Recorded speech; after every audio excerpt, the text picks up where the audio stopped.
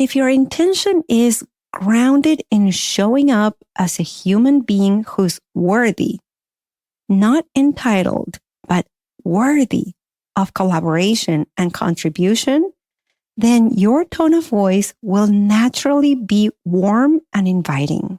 It will communicate to the other person that your needs are something positive. I don't like to argue, so I say nothing and fume for days. How do I set boundaries without sounding like a jerk? I hate the idea that I might accidentally offend somebody, so sometimes I'd just rather say nothing at all.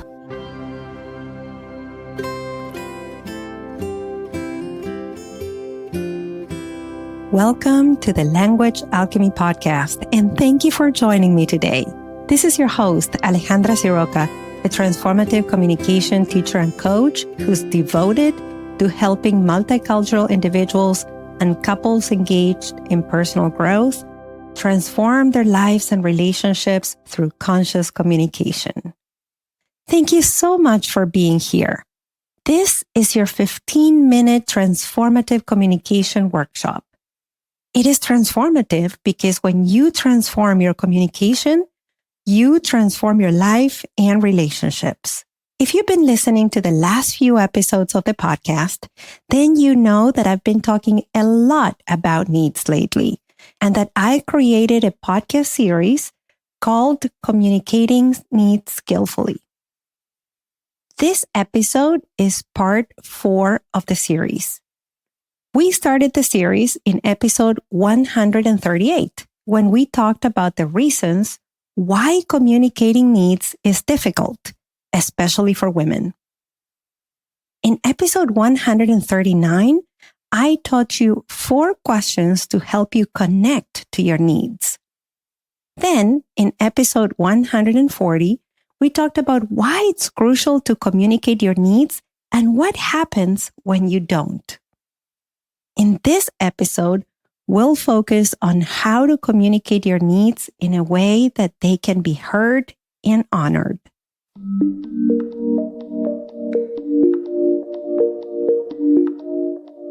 Contrary to what you may think, communicating your needs in a way that you can be heard and others feel willing and happy to support you is the simple part.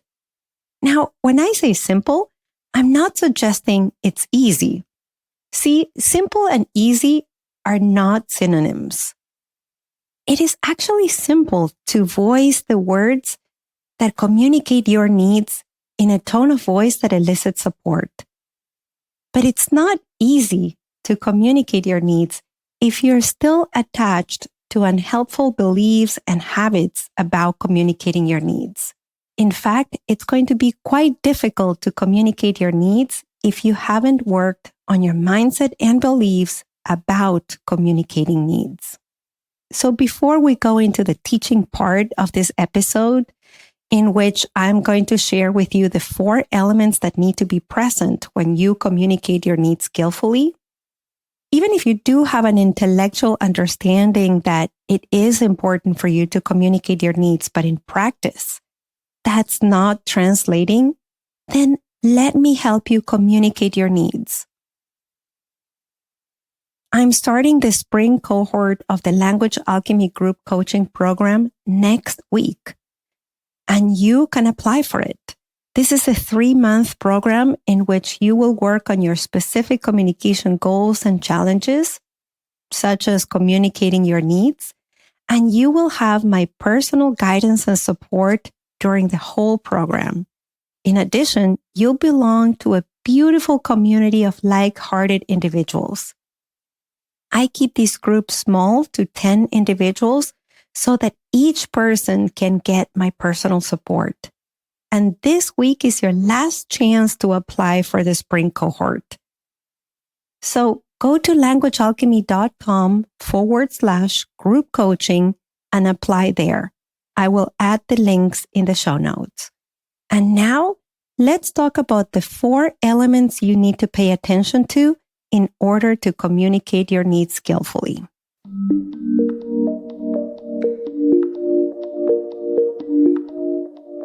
once you work on your beliefs and patterning around communicating needs out loud, the first thing you need to pay attention to is your intention. What's your intention when communicating needs? Is your intention to be open to receiving someone's generosity? Is your intention to receive support and contribution? Is your intention to elicit guilt, to put pressure on the other person to say yes to your needs? Is your intention to be seen as a victim? See, your intention is crucial here because even though you will not be expressing your intention out loud, your intention is going to be communicated in your tone of voice. So, for example, if your tone of voice has tension, intensity, or aggression when you are communicating your needs out loud, then the person receiving your communication will sense that intention. They may feel that you're pushing them, that there's pressure on them, and they may get defensive, or they may shut down. Let me give you a scenario. You and your partner have been invited to a party. You have agreed to go to this party. Now, your partner is an extrovert and gets a lot out of going to a party and socializing with a group of people. On the other hand, you are more of an introvert. You prefer connecting with people one-on-one. And you've had a very busy week. It's been very stressful for you. So you say to your partner, I've had a very busy week. You know how stressful my job is, and I've done a lot to support you this week too.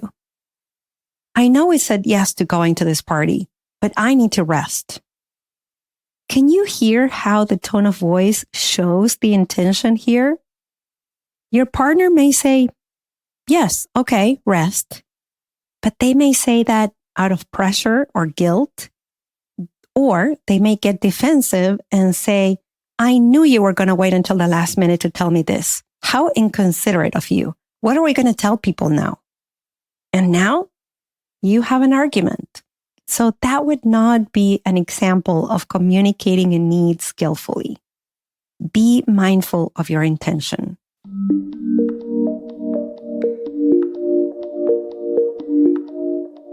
Let's say that because of your intention, which may be to be seen as a victim or to elicit guilt, your voice breaks and the tone of voice sounds like pleading or begging. Let me give you an example. I had such a busy week, and you know how stressful my work has been. And on top of that, I've done so much for you and my parents who needed my help too. And I don't really have the energy to go to the party tonight. I need to rest. Well, if you communicate your need that way, then your partner might feel so badly that they may start apologizing profusely for mentioning the party. They may go into guilt or shame and then feel disconnected from themselves, which is not going to be helpful for either of you. Or they may feel uncomfortable or too responsible for meeting your needs. They may feel afraid to disappoint you or fail you if they don't do all they can to meet your needs.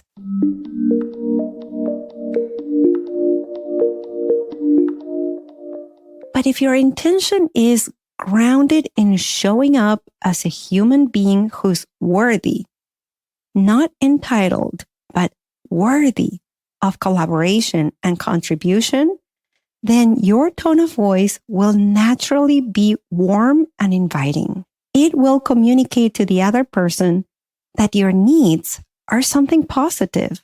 Because remember, they are. Your needs are worth supporting. So going back to the same example, you may say something like, I've had such a busy week. I know how much you were looking forward to going to this party. And what my body needs right now is to rest and replenish my energy. I'd love to support you going to the party. And I'd love to have you support me. Can you notice how the message is basically the same? But can you hear how the intention is conveyed through the tone of voice and how that tone of voice can elicit very different responses?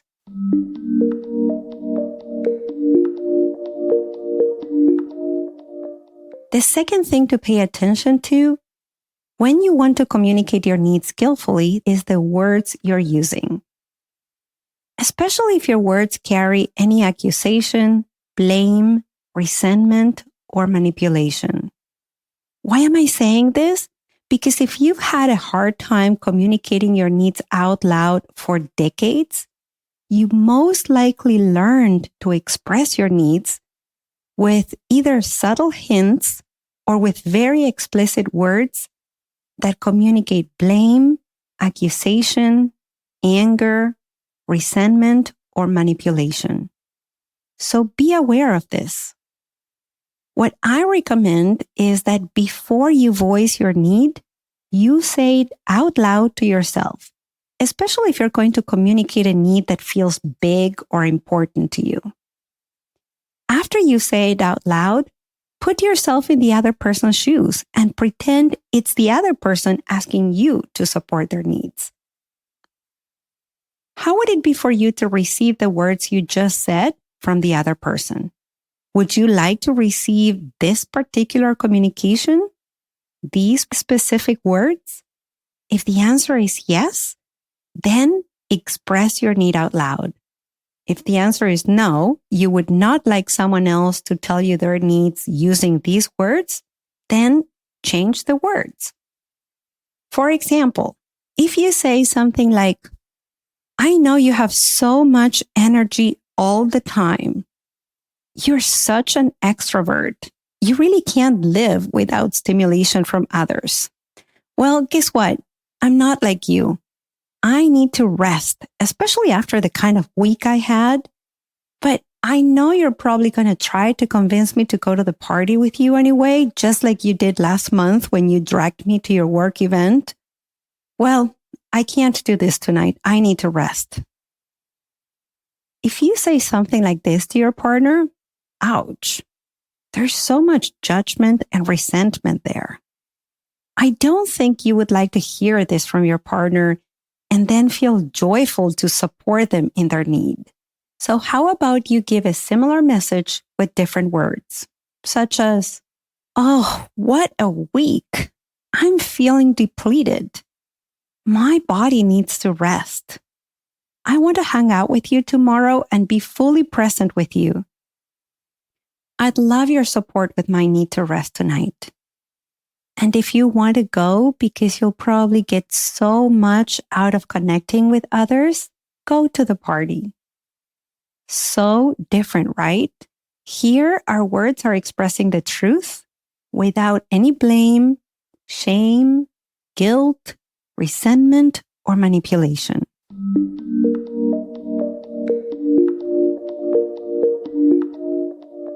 The third thing to pay attention to if you'd like to communicate your needs out loud in ways that your needs can be heard is to mention what the support of that need will contribute to.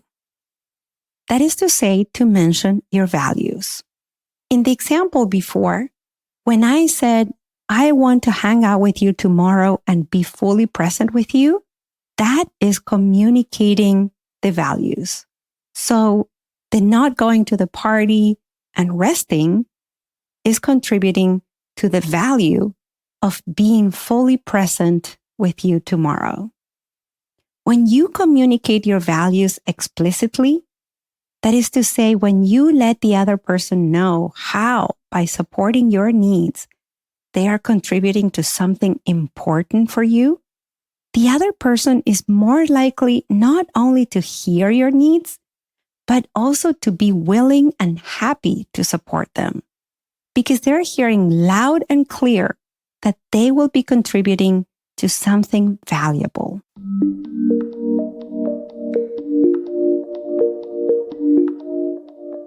Finally, the fourth element you need to consider when you express a need is to do so without attachment. That is to say, if the other person says no, you need to find a way to tend to your need, especially if that need is an important one. When we are in conscious relationships with others, we understand that other people are not responsible for meeting our needs. We are responsible for meeting our needs. Now, how would this sound in the example we've been exploring?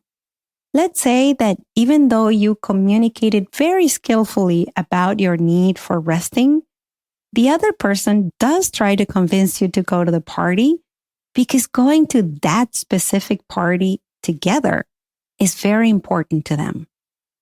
So now they are communicating your needs to you.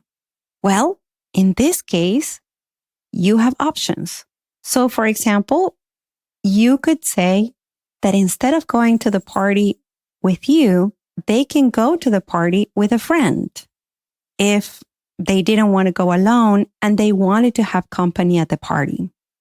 You can also suggest that you will take a nap and have some rest before the party. Or you can suggest that you'll go to the party for 1 hour and come back home with enough time to rest. And then you will need to honor your own time limit and come back and rest. As you can see, in all these solutions, you are showing you are responsible for tending to your needs. And you are inviting the other person to support your needs, while you're also considering the other person's needs. And of course, there's another option. Your partner could decide to skip the party altogether. The important thing here is that you communicate your needs without the attachment that the other person is the one who must meet your needs. Now, of course, if you are in relationships in which the others are consistently unwilling to hear or support your needs, that's an indication that your relationships are not healthy. And that will require you to do the honest work to learn healthy relating.